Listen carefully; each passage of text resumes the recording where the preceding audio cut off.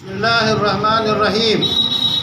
لب پہ مسکراہٹ، منہ کی میٹھی زبان، پھول جیسے بول، یہ ایک دل سے دوسرے دل پہ وہ اثر رکھتے ہیں جس سے دل موم ہوتا ہے اور دل پہ قابو پایا جاتا ہے، دل جیت لیا جاتا ہے۔ یہ ایک عام ضابطہ ہے۔ قرآن کریم نے ایک عظیم باپ اور اس کے ایک عظیم بیٹے کی جو گفتگو نقل کی ہے، اس کا لب و لہجہ ملاحظہ فرمائیں تو ہماری نئی نسل کو اس میں درس ملتا ہے کہ وہ آپس میں کیسے بات چیت کریں، اپنے والدین کے ساتھ کیسے خطاب کریں۔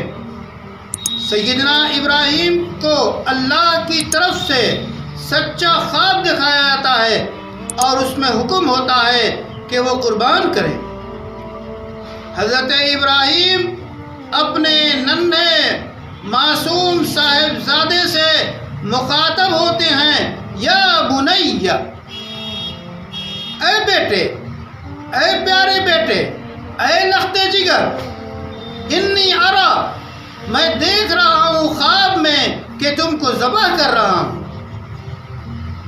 حضرت ابراہیم نے اتنی بڑی بات کو خوبصورت الفاظ میں اپنے لختے جگر کے سامنے رکھا، ویسے ہی بیٹے نے جو جواب دیا، یا ابت افعل، ابا جان، یا بنیہ کا لفظ ہو یا ابتی کا لفظ ہو، یہ عرب انتہائی پیار اور محبت کے موقع پر باپ اپنے بیٹے کو یا بنیہ کہہ کے بلاتا ہے اور بیٹا اپنے باپ کو یا ابتی کہہ کے بلاتا ہے۔ یہ دونوں خطاب کے انداز چاہے باپ کے ہوں چاہے بیٹے کے ہوں، حضرت اسماعیل کے ہوں یا حضرت ابراہیم کے ہوں، اس کے اندر جو حلاوت، جو شیرینی، جو مٹھاس، جو گداز، جو دل کی محبت ہے، وہ چھائی ہوئی ہے پورے ماحول پہ اور پورے کلام پہ۔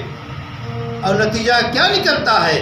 حضرت اسماعیل پورے طور پہ تیار ہو جاتے ہیں کہ آپ یا ابت افعل ما تؤمر، ابا جان جو آپ کو حکم دیا گیا ہے وہ کر گزریے، ستجدونی، آپ مجھے پائیں گے برداشت کرنے والوں اور صبر کرنے والوں میں سے۔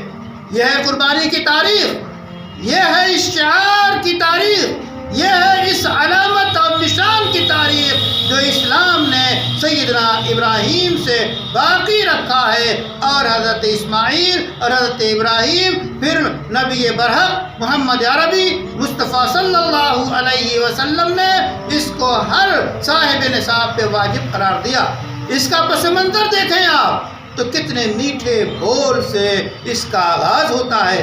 آئو اے بچوں، اے نئی نسل کے نوجوانوں، اس باپ بیٹے کی گفتگو سے اور آپسی بات چیت سے آپ اپنی زندگی میں اپنے والدین سے بات کرنے کا سلیقہ سیکھیے کہ اپنے باپ کے ساتھ کیسے کلام کیا جاتا ہے، ماں کے ساتھ کیسے کلام کیا جاتا ہے، بڑوں کے ساتھ کیسے پیش آیا جاتا ہے۔ تو بات کا سلیقہ اس آیت کریمہ میں اور قربانی کے اس پورے واقعے میں یہ ایک سبق ہے، روشن سبق ہے۔ اے عزیزو، اس سبق کو اپناؤ، لوگوں کے دل کو اپناؤ، محبت تقسیم کرو۔ یہ ہے قربانی کی تاریخ میں سے ایک تاریخ اور اس جھونکوں میں سے ایک